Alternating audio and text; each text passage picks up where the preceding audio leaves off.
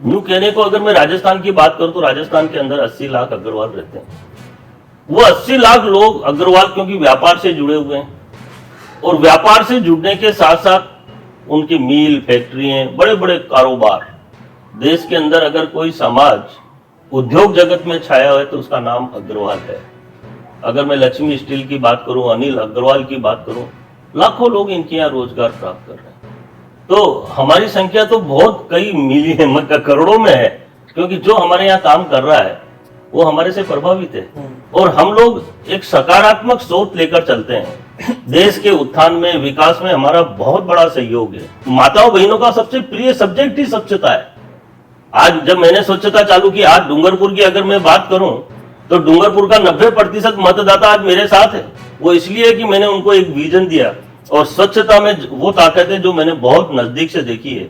आज भी जनता मेरी बातों पर भी इसी कारण से विश्वास करती है, क्योंकि मैंने शहर को स्वच्छ बनाया। सबसे बड़ी बात ये बहुत पवित्र काम है, और ये आजादी से भी बड़ा काम है। देश में जो आजादी की बात करूं मैं, 1947 की 15 अगस्त, अगर हमने हमारे देश को स्वच्छ बना दिया तो ये पहली लड़ाई होगी जो आजादी से बड़ी लड़ाई है।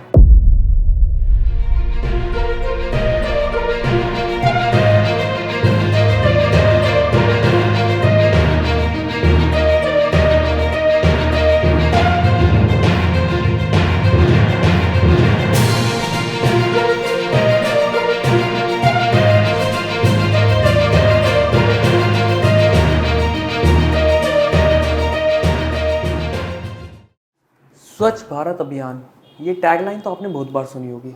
आखिरकार ये मिशन किस तरीके से शुरू हुआ, किस तरीके से काम करता है और अब तक कहाँ तक पहुँचा, उसी सिलसिले में बात करेंगे। आज हमारे साथ जो मेहमान हैं वो हैं श्री के गुप्ता जी।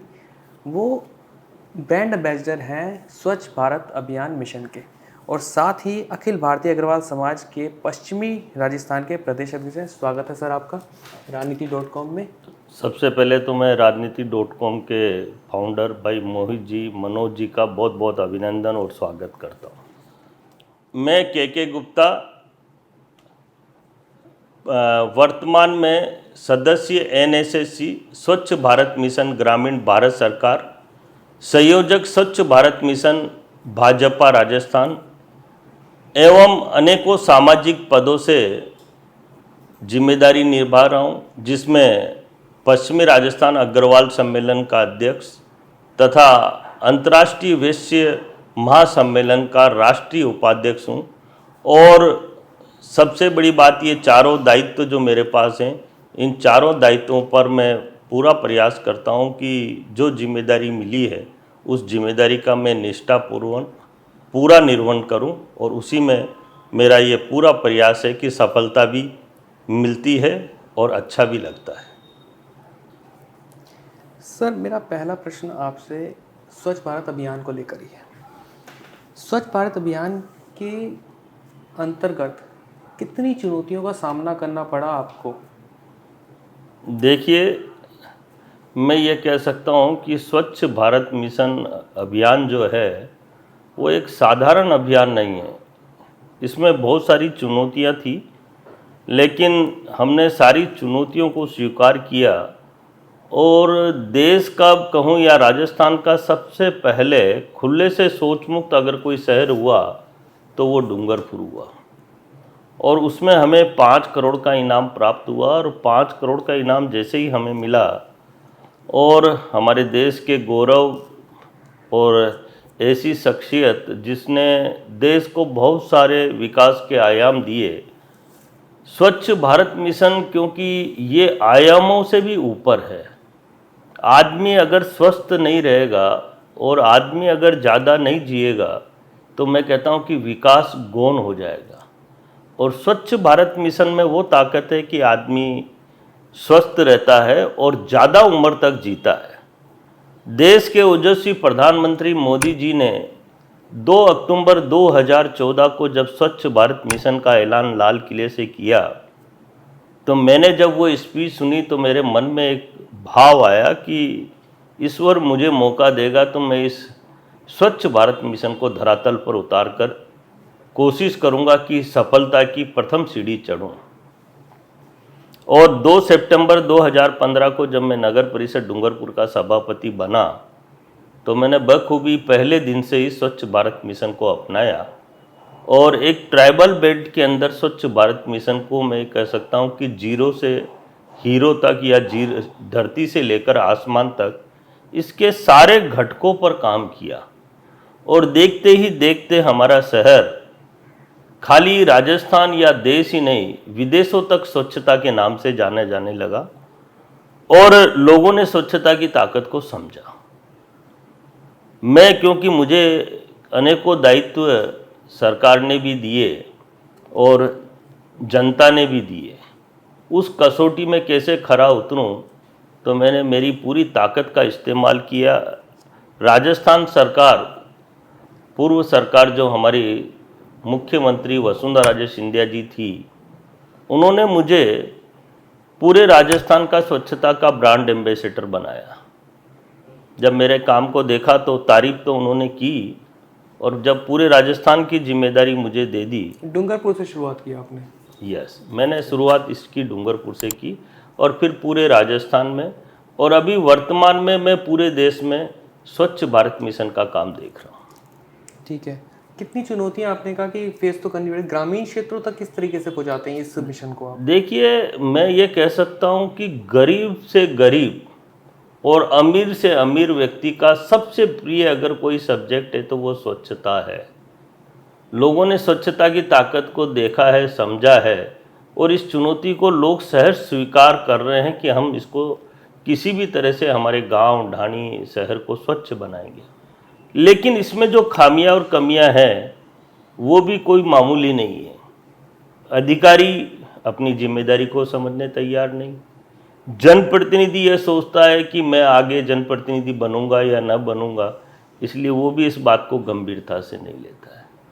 लेकिन धीरे धीरे पहले की अगर बात करें 2 अक्टूबर 2014 से पहले की और आज की स्थिति में ज़मीन आसमान का फर्क है। लेकिन अभी भी इसमें बहुत सारी चुनौतियां हैं। कचरों के ढेर हर नगर निकाय के अंदर, गाँव के अंदर आज भी लगे हुए हैं जो प्रदूषण ही तो खराब कर ही रहे हैं, इसके अलावा जल को प्रदूषित कर रहे हैं। लोग समझ नहीं रहे हैं और लोगों को इसको समझने की आवश्यकता है।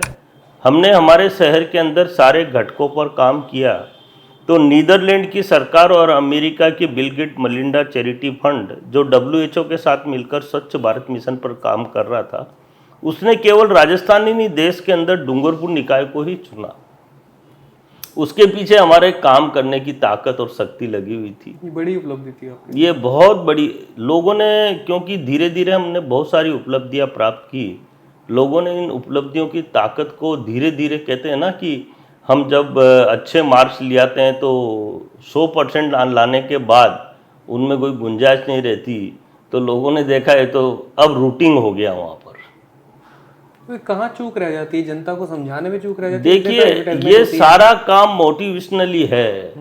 मैं आज भी, जैसे मैंने बहुत सारे गाँवों में काम किया, गाँव को बहुत अच्छे स्वच्छ बनाए। हमारे देश के ओजस्वी गृह मंत्री सम्मानीय अमित जी शाह साहब के कुछ गाँव में मुझे काम करने का मौका मिला, क्योंकि उनके 5 आदर्श गांव थे। उन गांव में जब मैंने काम किया, रूपाल, रामनगर और मोड़ासर, वो तीनों गांव देश के अंदर नंबर 1, नंबर 3 और नंबर 5 बने, तो अमित शाह जी ने भी मेरी पीठ थपथपाई। देश के प्रधानमंत्री जब 24 अक्टूबर 2018 को डूंगरपुर आए थे और 2 लाख लोगों की सभा ले रहे थे, तो उन्होंने कम से कम नहीं तो मैं कह सकता हूं कि 5 मिनट तक मेरी स्वच्छता की तारीफ की। मतलब स्वच्छता बोलती है, इसकी उपयोगिता, इसकी ताकत बड़े बड़े लोगों ने बहुत अच्छी तरह से देखी है और समझी है, और अब तो आम जन इससे प्रभावित है और हर व्यक्ति चाहता है कि मैं स्वस्थ रहूं, बीमारियां मुझसे दूर रहे। और जहाँ गंदगी होती है वहाँ तो वैसे ही हम कहते हैं कि देवी देवता भी वहाँ आते नहीं हैं। हम सब क्योंकि आस्तिक लोग हैं और देवी देवताओं में विश्वास करते हैं। ये सारी बातें स्वच्छता से जुड़ी हुई हैं। मेरा अगला सवाल आपके समाज को लेकर था। अग्रवाल समाज एक संपन्न समाज माना जाता है, उसके प्रदेश अध्यक्ष भी हैं आप। आपको लगता है कि कहीं ना कहीं आपके समझाने में कहीं ना कहीं अंतर आ जाता है आम जनता के लिए, क्योंकि उनको लगता है कि आप लोग तो संपन्न उसमें फैमिली से बिलोंग करते हैं, तो आम जनता को ये चीज़ें क्यों नहीं मिल पाती? देखिए, जहाँ तक अग्रवाल समाज का बात है, अग्रवाल समाज वो समाज है, अगर इसकी ताकत को आप गहराई से समझेंगे तो इसमें बहुत सारी चीज़ें निकल कर आएंगी। यूँ कहने को अगर मैं राजस्थान की बात करूँ तो राजस्थान के अंदर 80 लाख अग्रवाल रहते हैं। वो 80 लाख लोग अग्रवाल क्योंकि व्यापार से जुड़े हुए हैं, और व्यापार से जुड़ने के साथ साथ उनकी मिल, फैक्ट्रियाँ, बड़े बड़े कारोबार, देश के अंदर अगर कोई समाज उद्योग जगत में छाया हुआ है तो उसका नाम अग्रवाल है। अगर मैं लक्ष्मी स्टील की बात करूं, अनिल अग्रवाल की बात करूं, लाखों लोग इनके यहाँ रोजगार प्राप्त कर रहे हैं। तो हमारी संख्या तो बहुत कई मिलियन करोड़ों में है, क्योंकि जो हमारे यहाँ काम कर रहा है वो हमारे से प्रभावित है, और हम लोग एक सकारात्मक सोच लेकर चलते हैं। देश के उत्थान में, विकास में हमारा बहुत बड़ा सहयोग है, परंतु हमारे लोगों में जो एक कमी आई है वो ये है कि हम राजनीति से दूर हो गए। और अभी हमारे राष्ट्रीय नेतृत्व ने और हमने प्रदेश नेतृत्व ने ये निर्णय किया है कि हम हर हाल में राजनीति के अंदर आगे आएंगे, क्योंकि बिना राजनीति के अगर हम बात करें तो समाज का उत्थान नहीं हो सकता, समाज का विकास नहीं हो सकता, और हम जो जिस भाव से काम कर रहे हैं उन भाव से हम काम नहीं कर सकते। और जहाँ तक सवाल है स्वच्छता का, अग्रवाल समाज आज भी स्वच्छता के प्रति पूरे देश में गंभीर है, क्योंकि उसने इसकी तासीर और ताकत को समझ लिया। ये आवश्यक ही नहीं, अनिवार्य ये बात तो अग्रवाल समाज का हर व्यक्ति बहुत अच्छी तरह से जानता है, क्योंकि वो संपन्न लोगों में आता है। मेरा ये सवाल इसी पे था, आपने जो बात करी कि जनता के प्रतिनिधि ऐसे ही भी हैं जैसे आप निस्वार्थ काम करते हैं, राजनीति में अब आप आना चाहते हैं, आपको लगता है एक पद की एक विशेष अहमियत होती है, भूमिका होती है, अगर आपको एक पद मिल जाता है तो आपके लिए और इजी हो जाता है काम करना? देखिए, बिना ताकत के घर वाले भी नमस्कार या सलाम नहीं करते, उसको पूछते नहीं है, ये सत्य है, सत्य को स्वीकार करेंगे हम। मैं अगर नगर परिषद का सभापति नहीं होता तो नगर को क्या स्वच्छ बना सकता था?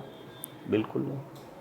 और आज भी मैं दावे के साथ कह सकता हूं कि स्वच्छता के आधार पर अगर कोई भी सरकार अगर स्वच्छता पर गंभीर हो जाती है, ये स्वच्छता गरीब और अमीर, छोटे और बड़े, और मैं ये कह सकता हूं कि हर क्षेत्र के व्यक्ति, जातिगत भी 36 कौमों के लिए निहायत आवश्यक है। और इसकी उपयोगिता ये है कि अगर हमने गांव और शहरों को स्वच्छ बना दिया तो वही सरकार इस देश में राज करेगी, क्योंकि ये देश के ओजस्वी प्रधानमंत्री का इतना बड़ा विजन है, केवल इसको समझने की आवश्यकता है।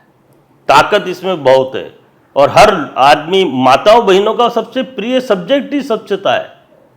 आज जब मैंने स्वच्छता चालू की, आज डूंगरपुर की अगर मैं बात करूं तो डूंगरपुर का 90% मतदाता आज मेरे साथ है।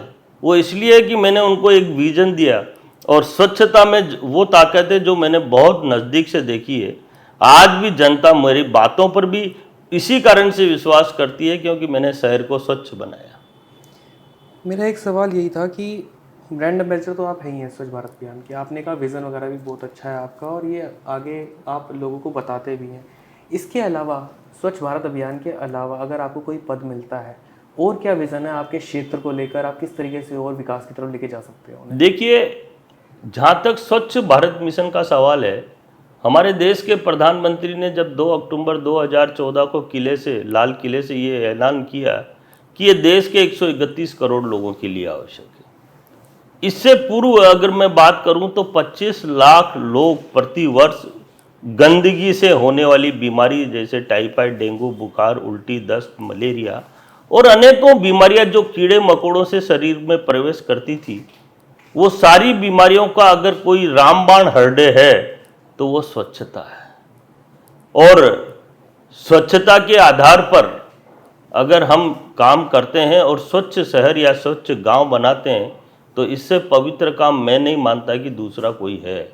और जब देश के प्रधानमंत्री ने, क्योंकि धरातल से उठे हुए ये ओजस्वी प्रधानमंत्री इस स्वच्छता की ताकत को जनता तक पहुंचाने के लिए अनेकों बार अनेकों प्रकार के उदाहरण उन्होंने दिए। और मुझे लगता है कि प्रधानमंत्री की जो सोच है वो बहुत बड़ी सोच है, और ये सोच कोई साधारण व्यक्ति की नहीं हो सकती।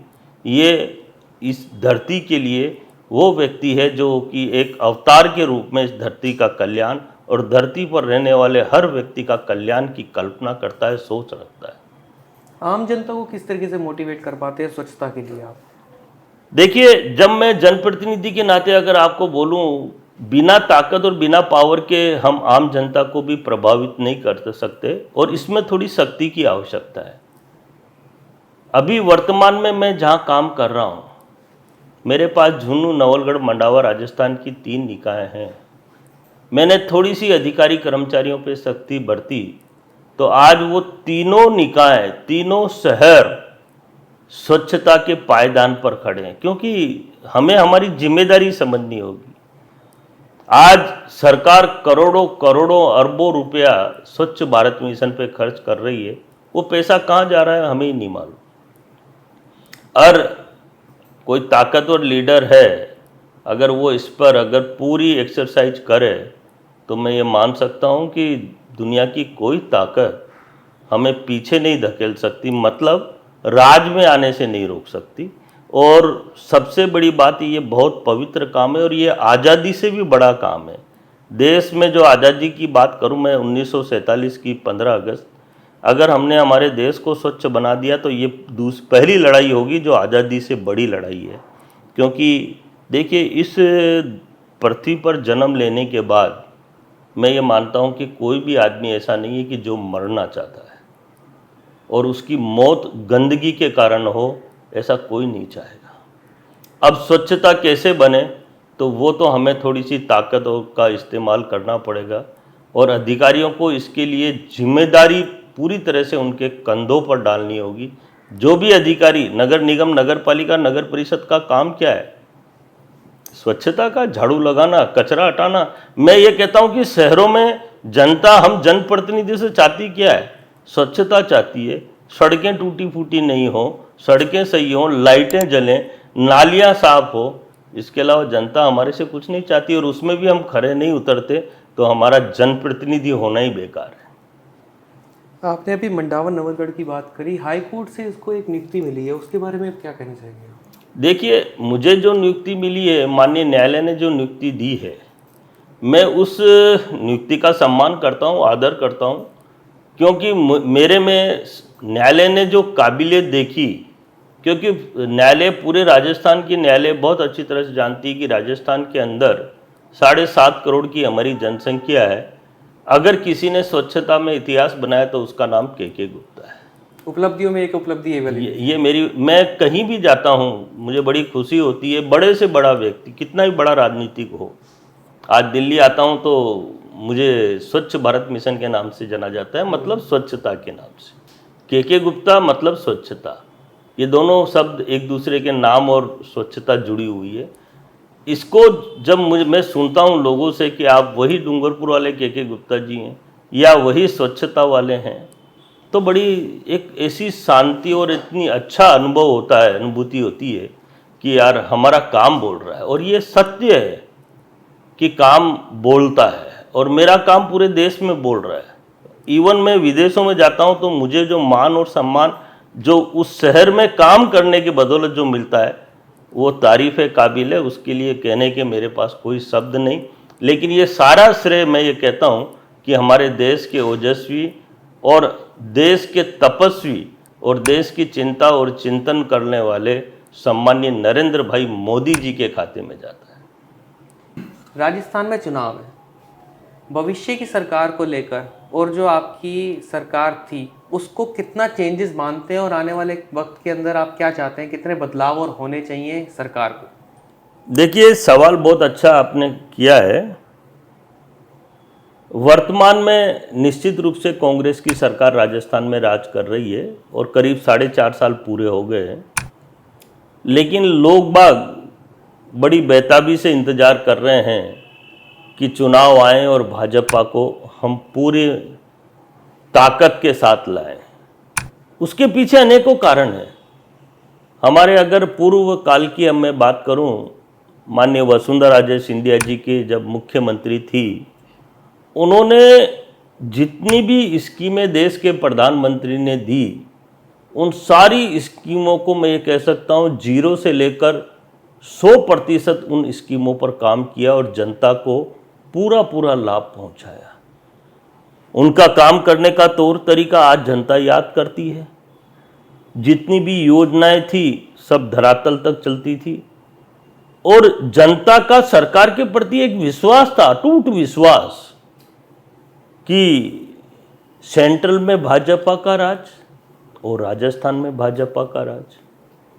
जब दोनों जगह राज एक होता है तो विकास की गंगा बहती है, ये जनता अच्छी तरह से जानती है। माननीय वसुंधरा राजे सिंधिया जी ने, मैं ये कह सकता हूँ कि एक परे हटके जो इतिहास विकास का बनाया वो कोई साधारण नहीं था। लोग आज भी वसुंधरा जी कहीं भी जाती हैं तो लाखों की संख्या में लोग इकट्ठे होकर केवल उनकी मतलब छाया देखने के लिए, शकल दिखे या न दिखे, लोग एक मतलब भीड़ में धक्के खाके गिर के भी उनसे आंखों से आंखें मिलाना चाहता है। मतलब उसको वसुंधरा जी की आंखों में कोई विकास दिख रहा है, मतलब भाजपा में विकास दिख रहा है। और देश में जो विकास हो रहा है वो कोई साधारण विकास नहीं। आज देश के प्रधानमंत्री जी भाई नरेंद्र मोदी जी ने, मैं ये कहता हूं कि देश ने 9 साल पहले ऐसा सोचा ही नहीं होगा। क्या नहीं दिया। हम देखिए, जहाँ तक हम सवाल, हमारा कई तरह के इसमें बिंदु उठते हैं कि राम मंदिर की कल्पना, मैं ये कह रहा हूँ कि 500 साल से हमारे पूर्वज इंतजार कर रहे थे कि कब राम मंदिर बनेगा। आज राम मंदिर बन गया और उसका उद्घाटन होने जा रहा है बहुत जल्दी। आप नई संसद जिसकी कल्पना किसी ने नहीं की थी, इतनी भव्य संसद जो पिक्चरों में देखने मिलती थी, अब वो ओरिजिनल दिल्ली में देखने मिलेगी, विदेशों की तर्ज पर उनसे भी बेहतरीन। अच्छा, फिर गरीब को क्या नहीं दिया देश के प्रधानमंत्री जी ने? घर दिए, पानी, हर घर नल योजना, ये साधारण योजनाएं नहीं है। बिजली दी, सड़कें, अटल बिहारी वाजपेयी जी जब देश के प्रधानमंत्री थे, हर घर को सड़क से जोड़ेंगे एक योजना चलाई थी। भारत सरकार के पैसों से सड़कें बन गई। इस देश में फैल रहा आतंकवाद, लोग डरते थे घर से बाहर निकलने में कि कहीं रेलवे स्टेशन पर हम अक्सर देखते थे कि माइक लगे रहते थे और माइकों से आवाज़ निकलती थी कि लावारिस वस्तुओं को हाथ न लगाएं, उसमें बम हो सकता है। एक भय था। कहाँ गए माइक? किसने हटाए? ये देश के ओजस्वी गृह मंत्री सम्माननीय अमित भाई शाह की देन है कि आतंकवाद को जड़ से खत्म कर दिया। एक नहीं, अनेकों काम किए। धारा 370 जिसकी कल्पना कोई नहीं कर सकता। और मैं तो ये कहता हूं कि आज तक संसद में किसी गृह मंत्री ने जिन लहजे के साथ उन्होंने अपना उद्बोधन दिया, मैंने तो ना तो सुना और ना ही कहीं लिखा हुआ पढ़ा कि इस धारा 370 हटाने के लिए एक देश का गृह मंत्री अगर संसद में ललकारता है कि इसके लिए मुझे मेरे प्राणों की भी आहुति देनी पड़ी, तब भी हम पीछे नहीं हटेंगे, तो ये चमत्कार है। और स्वच्छता जैसे अनेकों योजनाएं, गरीब किसान, हर व्यक्ति के लिए इतनी योजनाएं, और सारी योजनाओं को धरातल तक उतारा। देश में आतंक फैला था कोरोना का, लोग भयभीत हो गए थे, घर से बाहर नहीं निकल रहे थे, लॉकडाउन चल रहा था। ऐसी स्थिति में भी अगर देश को किसी ने संभाला तो देश के प्रधानमंत्री जी ने संभाला। कोविड के अंदर कोरोना की मार, और कोरोना की मार में अगर किसी देश ने सबसे पहले वैक्सीन का निर्माण किया तो उसका नाम भारत था। और केवल भारत के लोगों को ही नहीं, विदेशों में भी उस वैक्सीन को पहुंचाकर एक भारत का नाम ऊंचा किया। पहले रोज हम पढ़ते थे चीन और पाकिस्तान हमें रोज आतंकवाद फैलाता था, रोज हमारे सैनिक के गले तक काट कर ले जाता था। खत्म। आज किसी पाकिस्तान की सेना की हिम्मत है जो हमारी सेना के ऊपर आंख उठा के देख ले? सर्जिकल स्ट्राइक करके ये प्रमाणित कर दिया कि हम किसी से कम नहीं। और देश के प्रधानमंत्री जब विदेशों में जाते हैं तो उनके मान और सम्मान को जब हम टीवियों पर देखते हैं तो लगता है कि हमारा देश जो तीव्र गति से आगे बढ़ रहा है। ये कोई साधारण बातें नहीं। इस देश को इतना सारा सम्मान इस व्यक्तित्व ने दिया है, हमें उसकी कदर करनी चाहिए, हमें उसको जय जयकार करनी चाहिए। और देखिए, सबसे बड़ी बात, एक नहीं अनेकों उदाहरण मिलेंगे कि ये एक साधारण सा व्यक्ति, ये सोच किसकी हो सकती है? एक गरीब घर से निकला हुआ व्यक्ति जिसने पूरे देशों के सामने इस भारत का जो मान और सम्मान बढ़ाया है। आज अमेरिका का राष्ट्रपति अगर हमारे देश के प्रधानमंत्री को लेने के लिए एयरपोर्ट आता है तो इससे बड़ा सम्मान हमारे देश का क्या हो सकता है? हमें समझने की आवश्यकता है। आज एयरपोर्टों की स्थिति देखो, एयरपोर्ट बदल दिए, जगह जगह रेलवे देखिए, वंदे मातरम और अनेकों प्रकार की फास्ट ट्रेनें चल रही है। देश विकास की गति से बढ़ रहा है, तीव्र गति से। मैं ये कह सकता हूं कि 1000 की स्पीड से विकास की गंगा बह रही है। तो आने वाला समय भारतीय जनता पार्टी का है, इसमें कोई संदेह करने की आवश्यकता नहीं, और हम 100% भाजपा की सरकार बनाएंगे। बहुत अच्छा। आखिरी में एक सवाल नहीं, एक सुझाव भी कहूँगा, एक जनता को क्या मैसेज देंगे स्वच्छ भारत अभियान को, किस तरीके से और वो आगे बढ़ा सकते हैं? देखिए, स्वच्छ भारत मिशन का जहाँ तक सवाल है, स्वच्छ भारत मिशन के लिए मैं आम जनता से अपील करता हूँ कि देश के प्रधानमंत्री ने 2 अक्टूबर 2014 को देश के हर एक नागरिक को एक जिम्मेदारी दी कि वह कचरा सड़कों पर खुले स्थान पर नहीं डालें, कचरा निश्चित स्थान पर डालें। और हम सबको मिलकर देश के प्रधानमंत्री के इस सपने को साकार करना चाहिए। आज भी बहुत सारे लोग खुले में कचरा डाल देते हैं, उसके कारण भी कई निकल कर आते हैं कि कचरा उठाने का सिस्टम थोड़ा डगमगा रहा है राज्य। तो जब तक ये देश का कचरा उठाने वाला सिस्टम से सेट नहीं होगा, तब तक ये स्वच्छ भारत मिशन 100% सफल नहीं हो सकता।